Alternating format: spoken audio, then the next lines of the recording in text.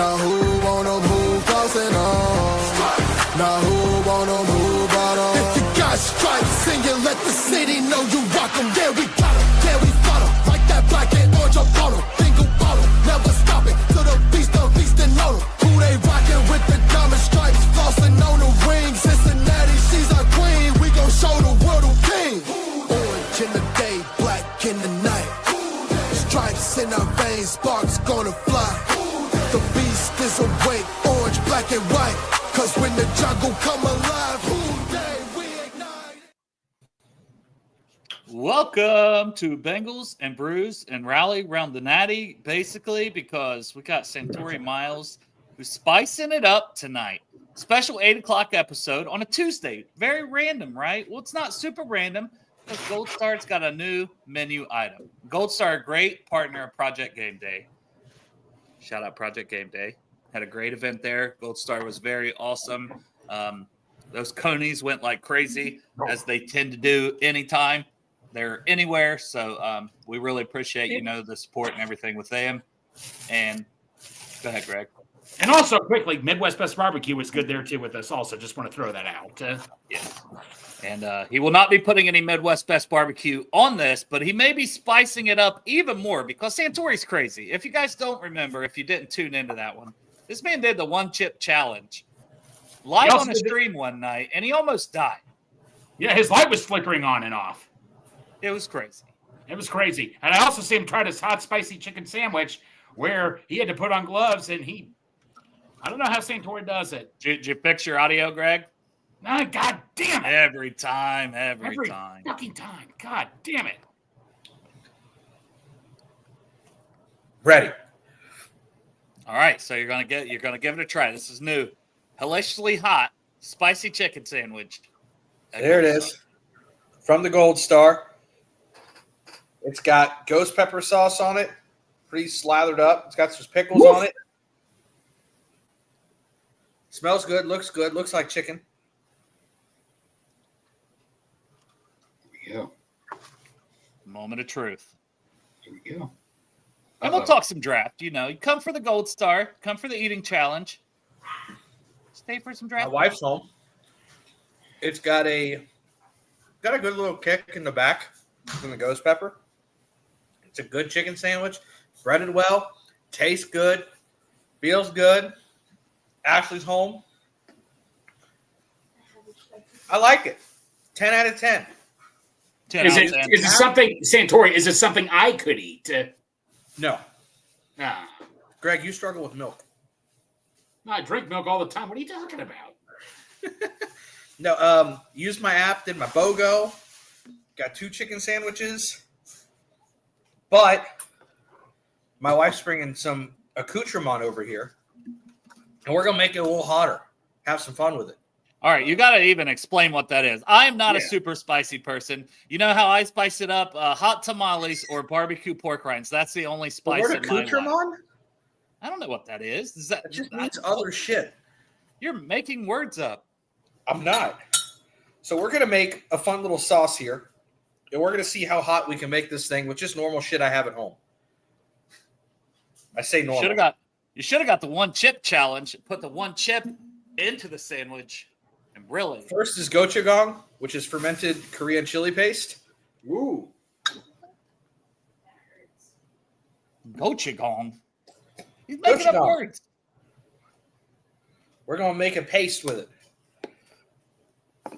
Cooking with Santori. It is cooking with Santori. Prepared horseradish, just because that's got a little bit of heat to it. Oh my! Hold on, gotta get the chef on the big screen here. So we're adding some horseradish. We have a little bit of spicy chili oil. Just as much spices as possible. Just so everything was spiced. Just keep it going. Spice it up. And then for those of you that have TikTok accounts, Bulldog sauce, which is the spicy sauce they put on all those like fire noodles. Jeez, dude. My wife said that stuff hurts. And he's adding it in there too, along with everything else. Well, Santori, quick sauce question. What's that green sauce at Mexican restaurants? That little tiny green sauce where like one drop pretty much hurts all your food. It's just like tomatillo sauce. Okay. So we got some extra heat here. Oh, jeez. We're going to pour that on there. Looks like ketchup. It is not ketchup.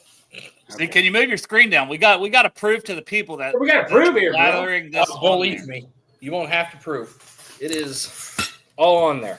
Whoop. Okay. We want to make sure this guy's, not lying to us, and he's just putting that on something else, and then he's going to take a bite of something else. So this thing is dripping with all that red shit. Should we call this the Santori challenge at Gold Star? Oh my God, it's everywhere. This is going to be a problem. Here we go.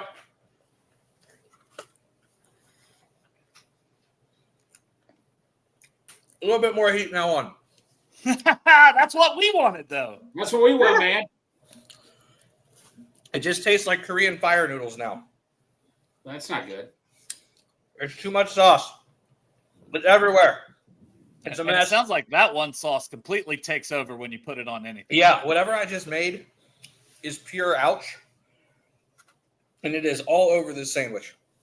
But we're going to finish it.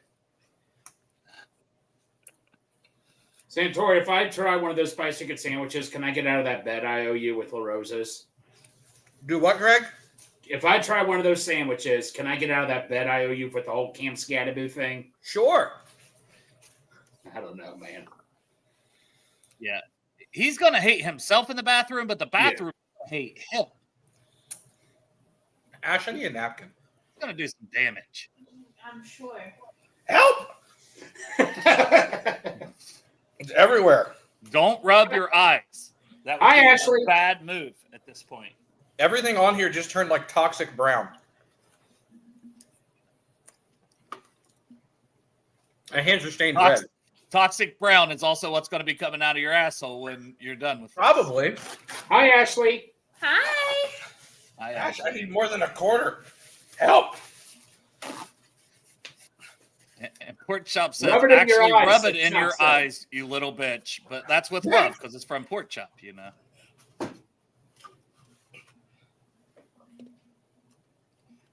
That sauce is pretty good, all things considered. You're not hurt, are you? Huh? Is it worse than the fried chicken sandwich you tried one time? Hell no. Okay. That hurt. Well, that had 2 million Scovilles. Like, I know what any of that means, but that's what Chop told us. That was a 50 West burger, right? Yeah, 50 West. Yeah, no, he had to wear gloves, didn't you? Did you have to sign anything? Yeah, 50 West, I had to sign a waiver and wear gloves. Oof. This is hot, but it's like... You don't have to sign a waiver and wear gloves. Maybe you should have worn gloves, though, when you added this extra spice. Gold Star, if you're watching... You can put that sauce on a chicken sandwich, too. I'm just saying. The Santori special. Santori sauce. Santori special. Does everybody get $100 or something if they finish it? Oh, God. Yes, it is. Is it worse than what I had at your one time, Santori, where my face just froze pretty much and I had to drink all your milk? Is it worse than what? Is it worse that time? The food you cooked that one time, remember my face just froze and I had to drink most of your milk? This is close to that. Close as in worse? Close or? I don't know if it's worse. It's probably very much on par. To put in simple words, would I back down like a little bitch if I ate this? You drank an entire gallon of milk and cried in my kitchen. Yep, pretty much. That says it all. Yes. So you on the I do like the sauce I made, though. That was just me grabbing spicy shit in my house, though. But we need to market that one. Yeah. So that on top of it hit the spot.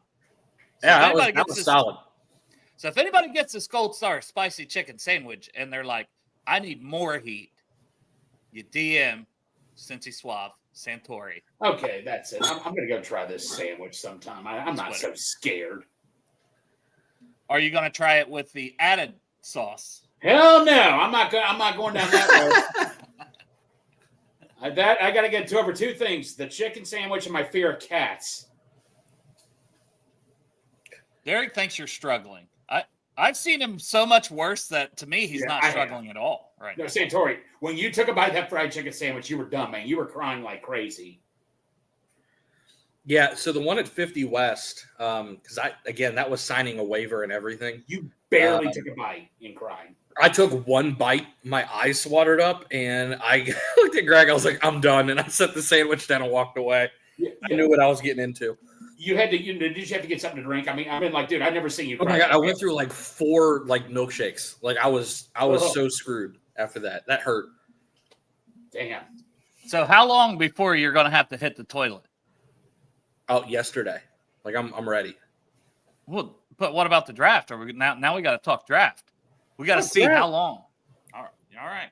Well, we'll get your opinion on the Bengals. I'll say this: the sauce I built is a little bit of a slow burn. My nose is starting to go.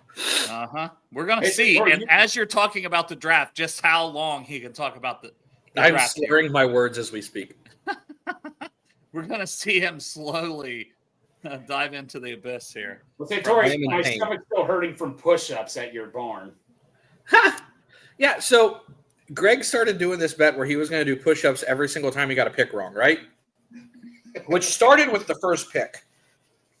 I want to talk about that. Gregory, how did you get pick 1 wrong? Well, I predicted the score. I also lost a bet with Dale similar to this, where I said I thought Dale was crazy saying Sanders wouldn't last past the first round. I did on purpose because I wanted to show off how good I was at push-ups, but after the 8th or not, after the 5th or 6th, I was a dead duck, man.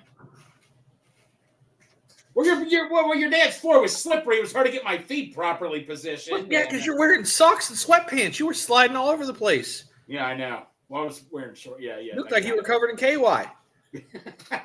He probably was. That's how he arrived. That's how he arrived 3 hours early to your dad's house, covered in KY. Yeah, I got there 3 hours early. I call his dad, who's across from the house, and I'm like, turn around. He's like, what are you doing here? My wife just hung up a set of curtains backward. But Santori, you can confirm this. I wanted Stewart the entire time, right? No. So let's start there. Pick 17. April 16th, that's who we were going to pick. You called it. Yeah, you called it. You were right. We'll start there. Pick 17, Shamar Stewart, Texas A&M, 4.5 sacks for his career. That's a big knock, but he's got a lot of pressure. 21 plus, I think he's like 21.9% on true pass set win percentage. So, he did create pressure. He just sometimes he gets overly excited, overruns the play, doesn't finish all the time. And I don't know if that's a thing that can be taught or not, but I know he's got all the talent in the world, 10 at RAS score for relative athletic score. It's one of those picks. If it hits, you look great in hindsight. And if it doesn't hit, it's like, man, could you have taken that risk? So, and obviously it's one we're not going to know about for 2 or 3 years. But what were your thoughts when the pick was made, and how do you feel now afterwards as well? When the pick was made, I was, it's one of those things I was just kind of like, it felt very Bengalish. And that's not necessarily a bad thing. It's just kind of what I expected him to do. My favorite thing was I was just filming Greg because I knew that's probably where they were going to go. And the absolute disappointment on Greg's face was perfection. He was like so excited. He's filming the TV and he just like died on the There's a picture of me filming it. My phone goes down. The camera's like looking at the floor. Oh my God. It was so good. It was like every second of that was perfect. And I feel better about it. Because, the knock is the sacks, right?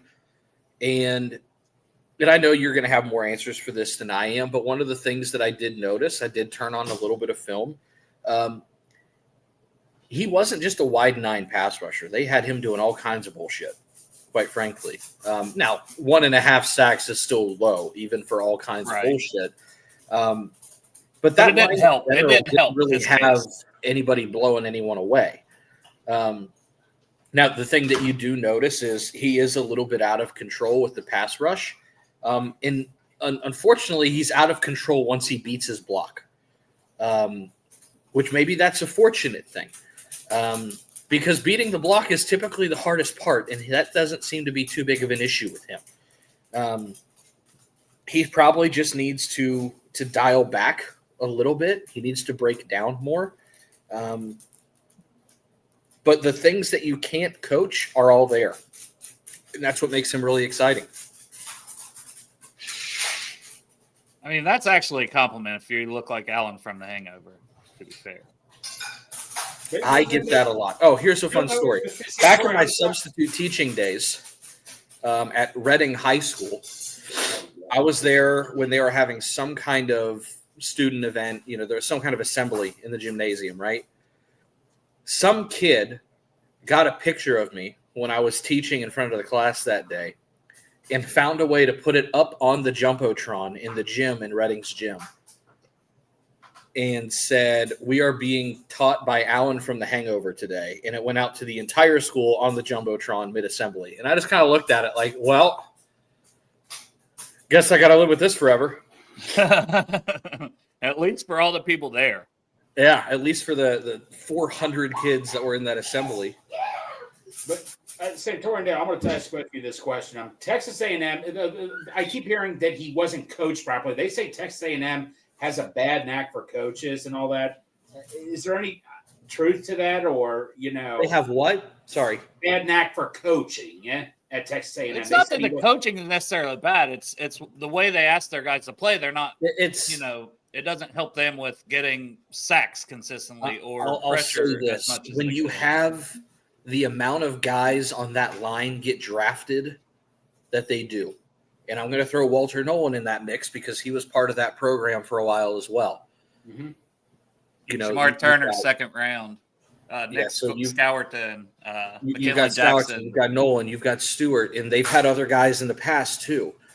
What is that? A frog just scared the shit out of my wife. I'm sorry. The common theme is that there's not a massive amount of production. There's good production, but there's nothing that makes you go, oh my God. They're in a conference that's typically very largely based on, air out pass game. It's becoming harder to sack the quarterback as years go on because of how proficient pass games are getting. I don't really think it's a detriment to the players that have lower production in that system.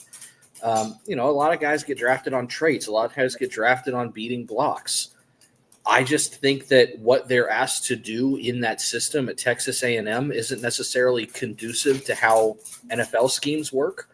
But the players that they have typically transition well in the NFL. There has been a track record with Texas A&M defenders. Yeah, but and some of the stuff is coachable, right? I mean, because with his hand, you can't teach measurements, you can't teach height, you can't teach wingspan. Right. Everything that is a detriment to his game, which are missed tackles for the most part. He's got a high missed tackle rate. That's just fundamentals and breaking down. The kid's also just 21 years old. Damn. I hate to say that a kid can't tackle because that's not true. But when you look to see a lot of the misses on film, he's just blowing by guys. He's kind of swinging around them. Guys are slipping out. And that's really just not stopping yourself enough and lowering your center of gravity to deliver a hit through the core of someone's body. And it's not really arm tackles either. He's just kind of running past the guys. It's kind of like if you watch an outfielder and he misjudges a ball and runs too far and has to reach back and catch it from behind him. I wouldn't say that the guy had a bad jump on the ball because he didn't. I wouldn't say that the guy dropped it because he didn't. It's just sometimes guys are a little bit too aggressive and it can bite them. He's going to be somebody that someone's going to try and do a reverse on or an end around, and it'll probably whoop his ass the first couple times because he's going to overcommit to things. It bothers me with guys like Lamar Jackson. It doesn't scare me with a guy like Joe Flacco. He's going to have to learn some things. He's going to have to slow down, but they're all coachable. And he's going to be asked to kick inside some. They've talked about it, and I think he's a prime candidate to do that. And you've seen him do it, and the Bengals have played against Myles Garrett, not comparing him to him, to be very clear. But where he stands up and just rushes from the middle almost like a linebacker, bringing a zero blitz. I think that honestly that's going to be a little bit more conducive to his skill set at times. When you have a guy that can get, call it what it is, juked out, or someone puts a Euro step on him or makes a cut, when you're in a tighter vacuum, especially inside the tackles, there's less room for a player to wiggle and dance. And the worst kind of pressure for a quarterback is pressure directly in the face, because all you have to do is go backward. So there's going to be times that is really going to play well for him, especially while he's learning to calm himself down. He had no character issues, right? No. Okay. I thought he did. I thought he did similar to Pierce and all that and stuff. That was just my assumption because of his production. Okay. The only knock on the kid is that he has low sack numbers. Some of that's Texas A&M. Some of that's him struggling finishing. I mean, if he had 8 or 9 sacks, he would have been in conversation as the first edge. If he'd have had 8 or 9 sacks, he probably would have been a top 10 pick. Easily, right? Yeah. No, I mean, he would have. And there were still a lot of people, like the Todd McShays of the world and people like that. He was like Dane Brugler's, he was in that top 10 for them on their board. So think about it this way. Top 10 still. Think about it this way. Do you know how many boxes you have to check as an athlete in college football to not produce and be a first-round pick? Yeah. Everything else has to be right, which means it's probably correctable. Yeah.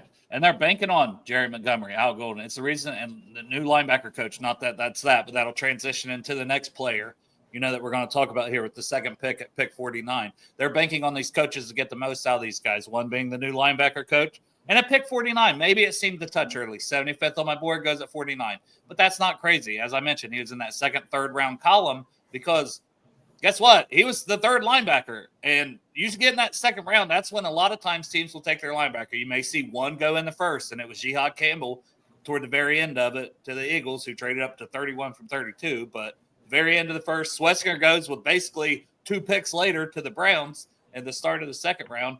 So then after that, you got Demetrius Knight, the next guy on the board, and that sounded like their guy even over Schlesinger. So I think they were really in tonight. We lost Santori.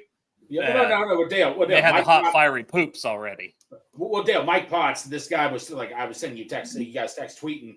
This guy, Mike Potts, said they had offers to trade back, but they were happy where they were. And that just like, I was like, you've got to be kidding me. We could have traded back 5 or 6 spots, but I was talking to another friend of mine, Zach, and like you just said, Zach Taylor said that was their target, was him. Yeah, and I mean, and when you got a new D coordinator and you got a new position coach at the position you're drafting these guys, I want them to have their guys, whoever they identified. You're trusting that they see the vision with that player, and I don't think it's crazy to see the vision. He's a downhill thumper kind of linebacker. He upgrades the athleticism at that spot, and that's no knock on Jermaine Pratt, but he's lost a little bit of a step as he's gotten older. And yes, this guy is going to be 25 this year, but he's still in the prime, and he's really only started 2 years of football, so there's still a lot to learn with him. Dale, say if this kid was 22 years old, would he have been a top 20 pick, do you think? I don't know. That's always so hard to say. You know what I mean? But I know a lot of people still liked him and thought, hey, this is about where he should go. Second round, so, maybe third, but knowing that, hey, as Todd McShay and them said, he wasn't going to be there when the Bengals were on the clock at 81st overall. No. So at that point, they would have been taking Barrett Carter, who they also got in the 4th round, if they had not taken Knight. But this way, they got them both. They gave themselves more insurance. They upgraded that linebacker position, and they upgraded it with athleticism, which we all thought was much needed at that position. So what was your thoughts on Demetrius Knight, Santori, at the time or after, and especially after, and the more you've looked into him? Well, at the time when he was drafted, I absolutely hated it. And my gut feeling traditionally seems to kind of be the direction that things end up going. Not saying I'm smarter than anyone else, but I'm not. I just had to trust my gut. I've kind of been talked into it since the pick. And I'll be honest, I really didn't watch him during the draft process. I didn't have linebacker as that high on my board of a priority. I knew that they wanted to get one. I just thought it would be 4th round or later, like it would have been Carter. And I did have Carter on my list. The age really scares me. And I think that that's a fair criticism because, a lot of times at this age, the development has already kind of happened. My guess of what you're going to see just based on previous picks in the NFL that have been drafted at that age is they're going to seem pretty competent early. They are a little bit more mature, but I don't think they're going to get much better than what you see in year 1 and year 2. Because once you hit year 3, you're starting to get to around the age of, with this kid, almost 28. That's kind of peak prime. So if he doesn't grow much going into year 3, that's probably what you're just going to have. So I have an issue theoretically with someone who's probably not going to get much better than they already are. And I know that that's a huge 50-50 hypothetical knock. But, it's a very different situation because he's a better athlete, but it's similar to kind of what we saw in Volson. You see it with older players where, oh, yeah, this guy looks like he might be okay, and then it just kind of plateaus early. That's my concern. If that doesn't happen and he continues to get better, then you've probably hit a home run because, again, he checks every single box. The only concern with Stewart is production, which is fixable. The only concern that I have with Knight is age, which some people age differently than others. It is what it is. They're both kind of variables that you can't really hold a candle to. Honestly, they're very up in the air. If I'm going on measurables for both picks, yeah, they're both home runs. If I'm looking at intangibles, there's a couple intangibles that scare me for both guys. Back to Knight and all that and stuff. Like I say, the age is just what scared me right there and all that. What was I going to say? So like in 3 or 4 years, it would even be worth to try to re-sign him or something. Or that's the part that I have kind of a fundamental issue with, and I don't know if it's something that I should really be upset with or take into consideration when drafting a player or not. Right? So he's about 6 months younger than initially reported, and I think Dale had the age a little closer. Yes. He's going to be 25, not 26, correct? Mm-hmm. Yeah, that's what came out. Yeah. Okay. So if he's going to be 25, that means when the time comes to extend him, he'll be 28, going on 29. Is it worth giving somebody a 3-year extension at 28, 29 years old? Depending how he's playing, sure. Because I can get out of that. Maybe it ends up being one of those 3-year deals, which is really a 1-year deal, and you kind of play it by ear kind of thing. But the idea of, let's say he tears it up and is one of the best in the league, I'm going to be hesitant to give him a 4 or 5 year extension at 28, 29 years old. Yeah, you hope to get him maybe a 2-year extension or something at that point. And right. maybe if he's playing really well, you knock it out earlier than what the Bengals typically have. I would add, like with that, should we have given Pratt an extension? You could argue because here maybe we are going to be cutting him. I mean, it's just how it is. Yeah. Before, the extension we gave him is up, and the last couple of years where he's kind of lost the step. So it's even like, even Pratt instead of him, where we weren't talking about that at the time. Maybe it's if you get 4 good years out of him, you get 4 good years. Then this is the question in terms of draft philosophy. Am I wasting a premium pick or using a premium pick on somebody that I might get 4 years out of? Right. I don't know. I would like to have somebody longer for 4 years if I'm going to spend a 3rd round pick or earlier on them. Right. Oh, that's all fair. That's the issue. Now, if I'd have got him in the 4th or 5th round, oh my God, but he's not going to be there. So it's kind of like, well, what do I need? What's available? How does the board fall? Because it's never black and white every year. There are guys that get drafted in the 1st round some years that are really 4th round picks other years because of the lack of availability at that position. You see that all the time. In a deeper linebacker class, this kid's probably a 4th round pick. Maybe late 3rd, but right. it is what it is. It wasn't the best linebacker class in the world, but I want to pivot to Barrett Carter. So we'll go there, and then because we got 2 linemen after that we can kind of combine too with the 3rd and 5th rounders. So Barrett Carter, linebacker, Clemson. He's 22. He's basically been a 4-year starter at Clemson, so he's played a lot of football. Played 4 years, started basically 4 years, but he's still only 22 years old. Yeah, that's not 21, but he don't turn 23 till late October. So it's fine. Like, you're not super concerned about that age or anything either. So you got a little bit younger guy, and he's probably even more athletic. I know his testing, it was 7-something on the RAS score, but some of that was his size profile because he's like 6 foot, 231. So that always is part of that RAS score as well. But he moves and he plays much faster than that RAS score. And he was 113th on my board, bottom at 119. I thought that's about where he should have went. And there's a lot to work with it. He's a team captain. He's a leader. Everyone talks highly of him. You're bringing in a bunch of good dudes to the locker room. Same thing with all these guys on this list. So what was your thoughts on Carter? I was surprised they went with a second linebacker that early. I thought it was probably going to be closer to the 5th or 6th round. But if your guy's there, I always kind of go back to after round 3. So once you get 4th round and on, you should be drafting for depth pieces, rotational pieces, or high talent profiles. Those are not guys that I anticipate coming in and starting. They're guys that, 4th and 5th round, I anticipate making the team, but they're kind of boom or bust guys. The guys like Chase Browns, the Yoshis, the Barrett Carters. I think the guy might end up starting over what's his face, second round pick Knight in 2 or 3 years. Knight.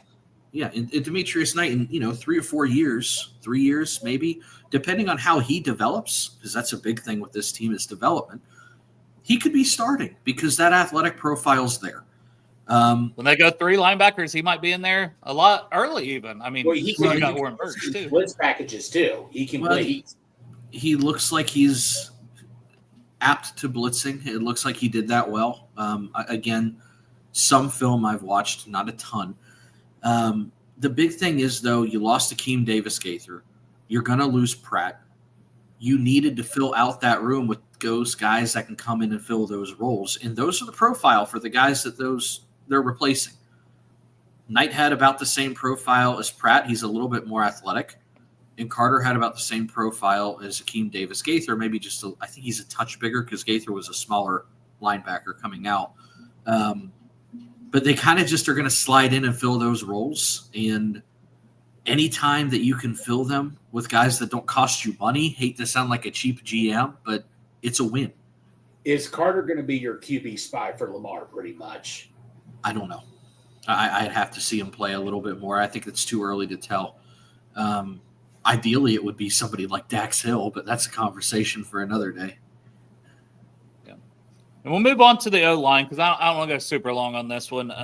Main thing was eating that sandwich. How are you holding up on that before we dive into the O-line? Oh, I got a second one. I'm ready to go. Oh yeah. He's ready. Are you putting more of the sauce on there? You got more of that left? That sauce that I made was really, really good, actually.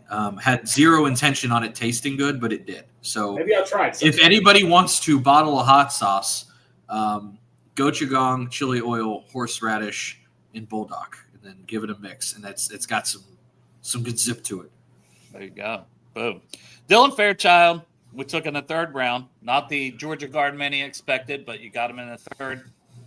And honestly, 2 years younger than Ratledge. Ratledge higher for me. I'm not going to sit and pretend in hindsight that Fairchild was higher. He wasn't. I think there's a lot I liked about Ratledge. Fairchild's got some things he needs to work on, but I think he's got the tools to be a really good in both facets of the game as a pass blocker and his run blocking. And I love that wrestling background for a guard. So we'll start with Fairchild, then Jalen Rivers was the other swing tackle / guard. He's played guard and tackle in college. Greg, you can go first. I've been talking. Santori, you were the first one I turned to, and you showed me that you showed me a text back in I think it was February. You said today I like Fairchild better and all that. Man. November, but who's counting? November. There you go. Santori just. So he got his guy. He got his guy. I got my guy. By the way, on our way to Buc-ee's last summer, I said it was going to be corner. You said it was guard. 2 guards, no corners. You beat me again. But we didn't bet on anything, but you beat me. Corners will be next year. Get that one in your head right now. I like Fairchild a lot. This is a passing offense. It's a passing first offense, and that's what he does well. He has some work to do in the run game. which based on his background and who his offensive line coach is, I don't expect that to be very difficult for him to polish up. He looks good in the run game a lot, because I watched even more of him today. I really didn't have too many negative things to say. I watched his film and thought, all right, this guy's a dog. He can ball. Like, what are we missing? And he's younger.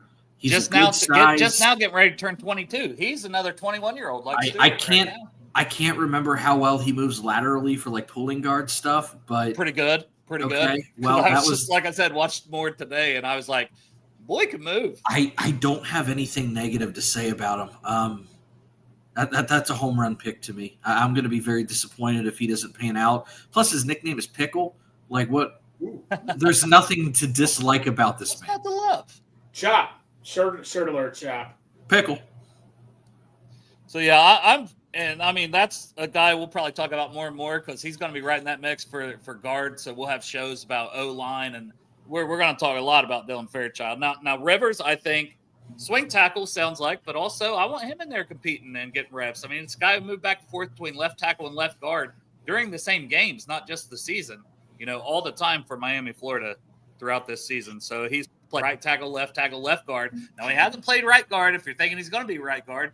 But if he's got that much versatility, what's one more spot? I think he could do it too if given. Do we know if he's right-handed or left-handed? Off the top of my head, I do not. If he's right-handed, he'll be fine at right guard. Yeah. Just saying. I know that sounds oversimplistic, but a lot of times that transition's easy. If he's left-handed, it might be a struggle. It's kind of like boxing, dominant hands back kind of thing. I think overall, and maybe I'll get some hate for this, I think he's a better prospect overall than Volson was. And I don't disagree. He can play left tackle like Volson did. He can play left guard like Volson did. He's younger coming out than Volson was, I believe. I think he's not nearly as stiff of an athlete as Volson was. He played in a passing offense in Miami as opposed to a heavy run one in North Dakota State. In terms of a puzzle piece and an athletic profile, it just seems to blend a little bit better. And if Volson was able to start right away, I'm not saying I want this kid to, because I think I'm pretty happy with the left side of my line right now. You should be okay with this kid coming in and playing if he has to.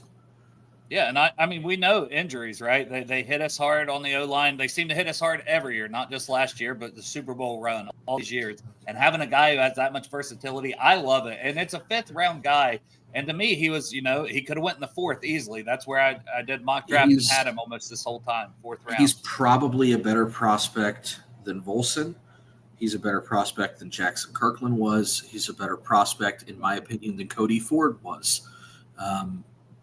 And it might be close with Cody Ford because there were some people, Ford was I was like second round kind of guy. I was high on Cody Ford. He just hasn't panned out. But he's long career as a. He's had a long career as a backup, and if I get the same thing out of this kid, then it's a hit. This thing about Anthony Collins, could you compare him to? Maybe a lot of versatility. I mean, the versatility aspect. Stacey Andrews. Going to be that's another one. Stacey Andrews. I don't know. I think I like him a little more than I like Stacey Andrews. Anthony Collins, It'll be a time will tell thing. Right. If I get Anthony Collins out of this kid, it's a home run hit. Absolutely.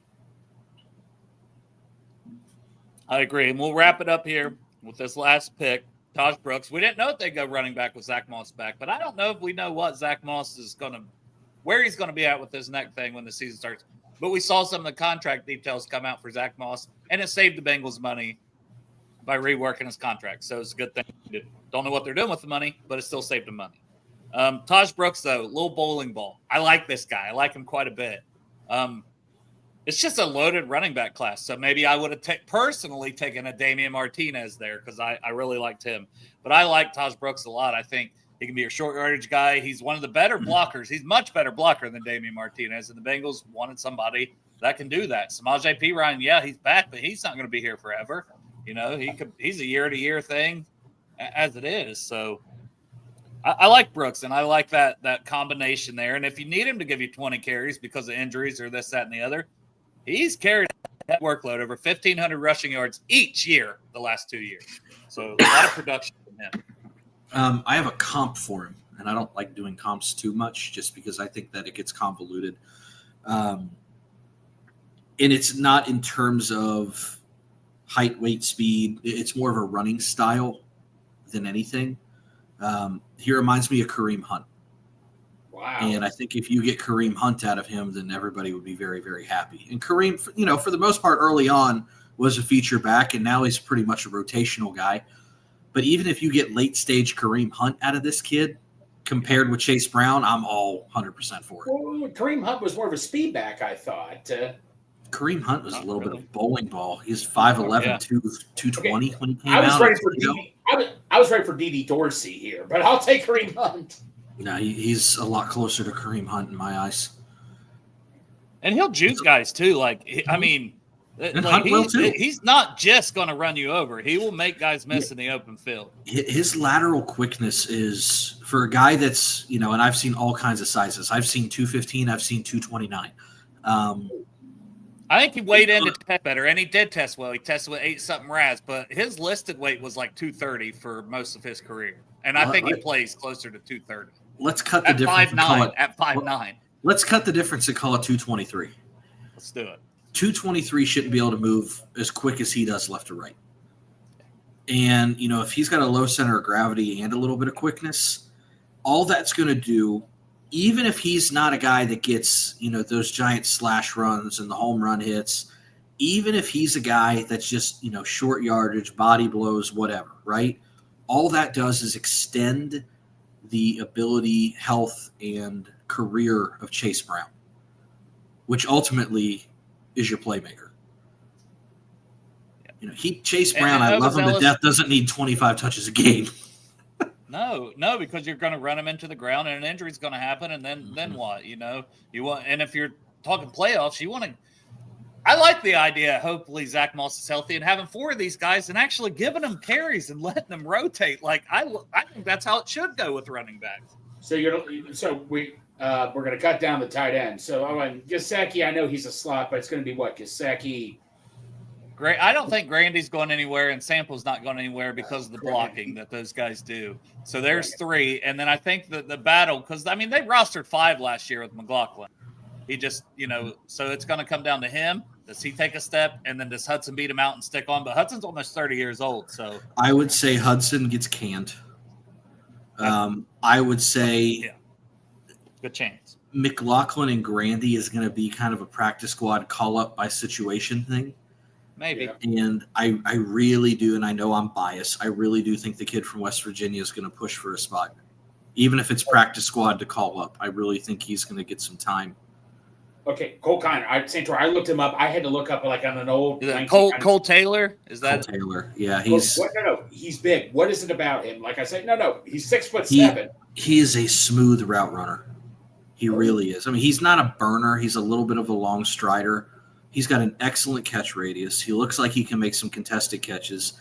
He's a better blocker than what you would think for someone who's 250 and 6'7", because he's a little lean. Let's be honest. I just think he has a chance to be a back end guy that might push for a little time. Okay. And I don't have a show set. I've had this popped up for a minute, Greg. So I want to. I don't have a show set for Friday Overzealous, so I think a good thing because I only got through one of the. Like, I still want to talk about the Browns. I talked about the Ravens draft some, and then also the Steelers draft, and reviewing the division, and can have that discussion because I think a lot of those teams had really good drafts. But we'll break down those drafts on Friday along with a lot of other Bengals stuff as well. But today we're not going to get to all that tonight. This was more about eating a spicy chicken sandwich.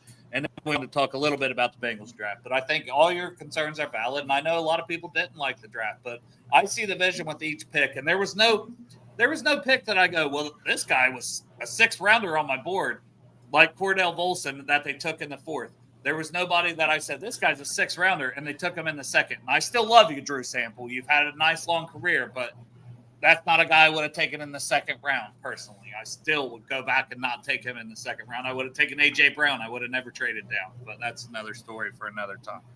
But, there was no reach like that for me, personally. It was all within the same kind of round area. I think this draft has the chance, and like all of them do, the 2 days after they happen, has a chance to be more one of the more complete drafts that they've had, first round to fifth round, first round to sixth round in a long time.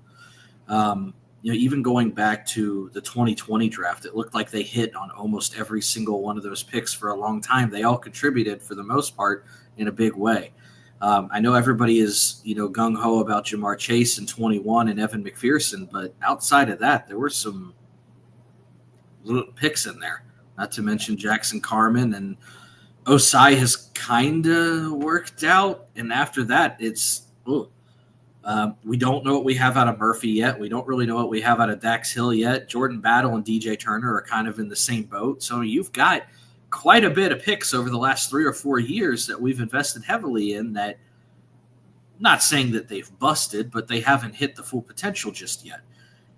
I think this one's got a chance for a lot of these kids to come in and hit the ground running. We'll see. Good or bad, they tried to fill needs. And we will all. That's why free agency was here. I was happy with how free agency played out because you put yourself in this corner. Now, that's a conversation that I'm willing to have. I'm strictly been talking about the draft. And these picks, none of them were huge reaches. Now, was there guys I would have taken over Zealous? Absolutely. But I'm just so used to them at least being a couple round. Russell Bodine's another one that I remember we traded up into the fourth for. Ryan Finley we traded up in the fourth round for. We're littered with these picks that really, I don't see a vision for them. There's not one of these picks that I don't at least see the vision for why they drafted them. And every don't single think they were pick, too crazy to get. That's all I'm saying. Every single pick they made on paper, because that's all we can do right now is on paper. Yeah. Every single pick made sense on paper. Were they all sexy? No. No, Were there better athletes? Very safe. Good sure. or bad. Were there better explosive boomer bust athletes that they could have taken at any of those picks? 100%. There always are.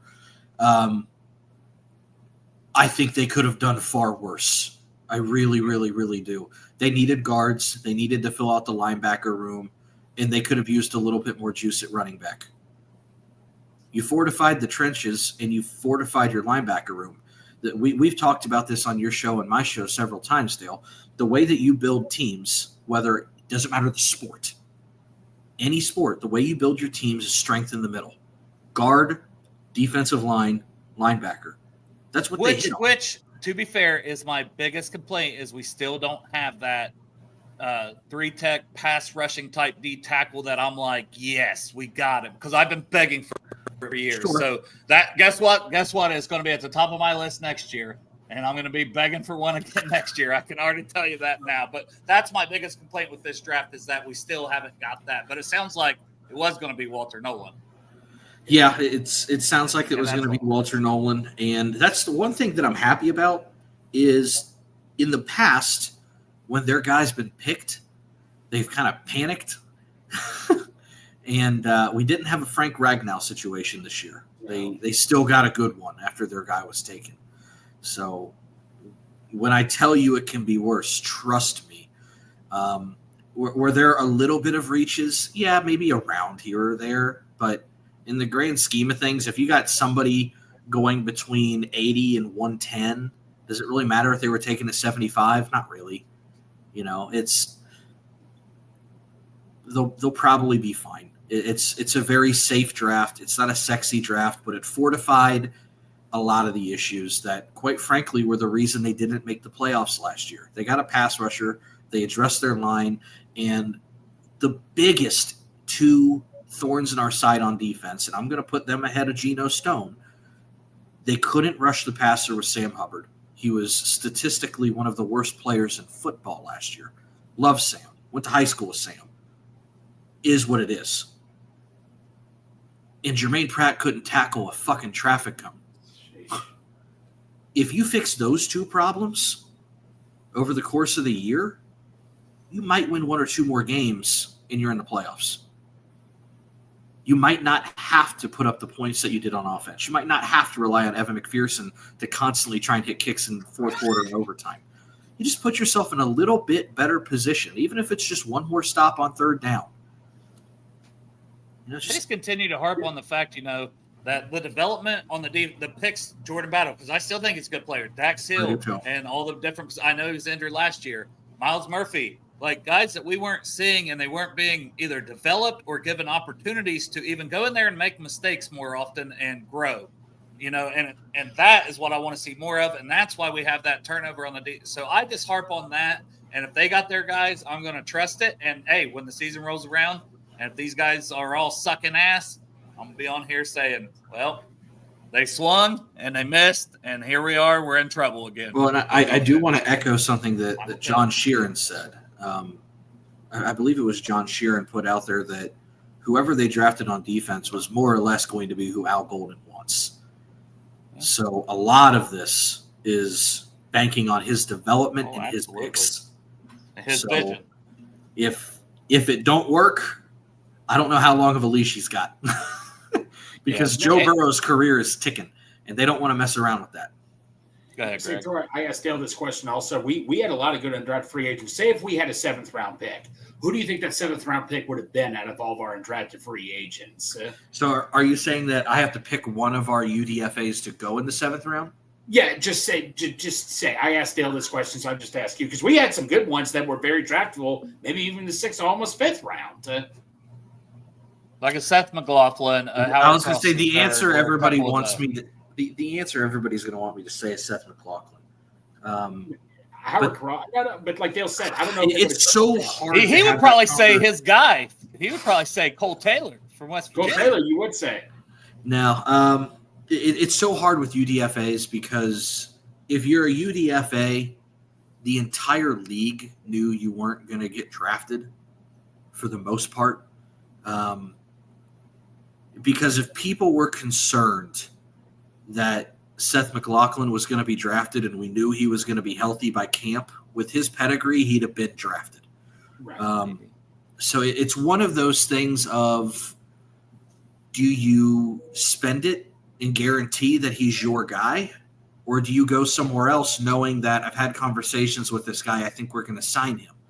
Who do you make the priority over everybody else? And I don't know. I would really have to. It's probably someone that's not here would have been the answer. Because it's probably somebody that got drafted by somebody else. It's probably the UDFA that didn't sign with them. That they would have really liked to had. Well, Santori, I would just say Howard Cross because I've talked to Dale about this. He's 6'1", and they had to play nose tackle. But then again, Al Golden was his coach, so I want to know why the hell Al Golden was playing a 6'1" dude at nose tackle. What I've said is I think he has the best chance. Tank his draft stock and sign him as a UDFA when he got promoted to the Bengals. Right. Playing chess, not checkers. Yeah, baby. That's who I like was Howard Cross. But I don't dislike many of the guys that they signed. I'm a little surprised Jordan Moore, whatever his name is, didn't get drafted. I don't know a ton about him, but the receiver from Duke seemed like he was pretty spry. Watch more of him too. I don't really care much for Owens, the receiver from Oklahoma State. He seems like Auden Tate, and I've had that experiment a few times. I don't really care for the quarterback because I've got. Yeah, but what the real hard hitting stuff? What about the long snapper? He was people's number one long snapper. I don't evaluate long snappers, kickers, or punters typically. So, long snapper. I will say this. There are a lot of people who are a lot smarter than I when it comes to special teams play, specifically kicking procedures, that will say that whatever was going on with the snap and holding procedure between Admontis and Rico last year was part of the reason Evan was very inconsistent. I've heard that too. I've heard that several times from several people. You had almost the same kicking percentage from Cade York, which is good for Cade York because I think that was a career high. But it was very there was a lot of spottiness in that procedure, and I don't see them going after a different punter anytime soon. I think they really like what they have with Ryan Rico. So either they should. We're going to see some testing. Maybe they throw a different holder out there, which traditionally is your punter. It used to always be QB2, but now it's your punter. I It might be that some of the snap timing was off, or some of the snap placement was off, and it was giving the holders some fits. And if the holder's having fits, I mean, the whole fucking thing is just timing. So typically you don't see competition for a long snapper. You only get 90 roster spots, and I'm sure there were other athletes, because I know they still want to look at safety and DT and maybe another linebacker. It's a little telling that they're using one of those initial 90 spots for long snapper competition. And even if you're thinking, well, maybe for the following year, so they'll practice squad him all year, that's a position that I feel like if there's an injury, somebody will snag him up, because he's probably number one for a lot of people if he's the number one long snapper coming out. Right. Long snappers are not necessarily a huge position of need in terms of a year-to-year market until you need one, and then it's an emergency. When you have a Brad St. Louis, you'll know.